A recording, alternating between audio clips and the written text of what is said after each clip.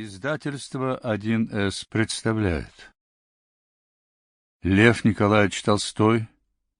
Повести и рассказы. Метель. Рассказ. Глава 1. В 7 часу вечера я, напившись чаю, выехал со станции, которой название уже не помню, но помню, где-то в земле войска Донского около Новочеркасска. Было уже темно, когда я, закутавшись в шубу и полость, рядом с Алешкой уселся в сани. За станционным домом казалось тепло и тихо.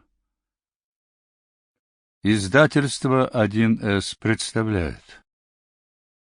Лев Николаевич Толстой.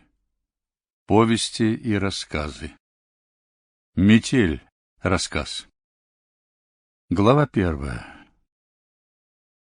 В 7 часу вечера я, напившись чаю, выехал со станции, которой название уже не помню, но помню, где-то в земле войска Донского около Новочеркасска. Было уже темно, когда я, закутавшись в шубу и полость, рядом с Алешкой уселся в сани. За станционным домом казалось тепло и тихо. Хотя снегу не было сверху, над головой не виднелось ни одной звездочки, и небо казалось чрезвычайно низким и черным, сравнительно с чистой снежной равниной, расстилавшейся впереди нас.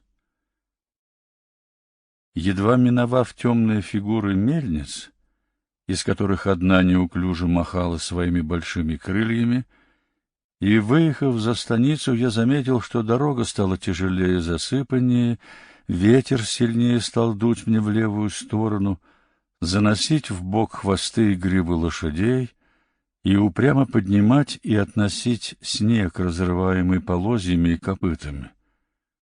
Колокольчик стал замирать, струйка холодного воздуха пробежала через какое-то отверстие в рукаве за спину, и мне пришел в голову совет смотрителя не ездить лучше, чтобы не проплутать всю ночь и не замерзнуть дорогой. — Не заблудиться бы нам, — сказал я ямщику. Но, не получив ответа, яснее предложил вопрос. — Что? Доедем до станции, ямщик? Не заблудимся? — А Бог знает, — отвечал он мне, не поворачивая головы. — Видишь, какая поземная расходится. Ничего дороги не видать, Господи, батюшка. — Да ты скажи лучше, надеешься ты довести до станции или нет? Sample complete. Ready to continue?